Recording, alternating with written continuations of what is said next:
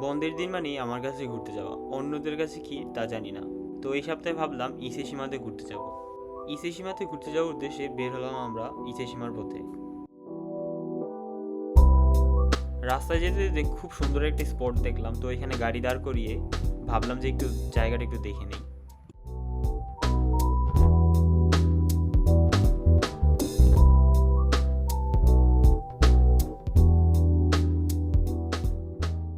ইসেশিমার main স্পটে যাওয়ার পর দেখি পুরো এলাকা একদমই ফাঁকা, কোনো কাক পক্ষীরও দেখা নাই।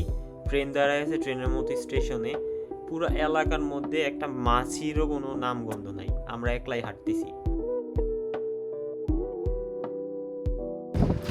ঘুরতে আসছি ইসেশিমাতে, কিন্তু এখানে প্রচুর বাতাস।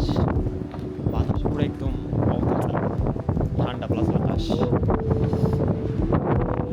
এক দুইজন জাপানিজ কাকা কাকি যারা দোকানের মধ্যে ছিল, তারাও একদম সন্দেহ দৃষ্টিতে আমাদের দিকে তাকাইতেছিল যে পাগলগুলো আইছে কই থেকে।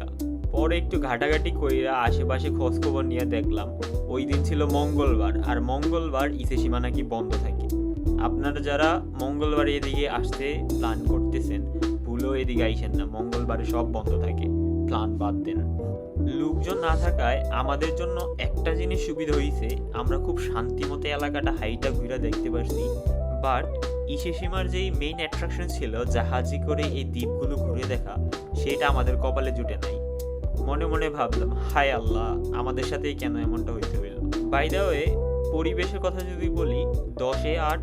আর কেউ যদি এইখানে ঘুরতে আসতে চান তাহলে গরমকালে আসাটাই বেটার হবে। শীতকালে প্রচুর বাতাস, শীতকাল অ্যাভয়েড করেন আর কি উপভোগ করেন ইসেশিমা।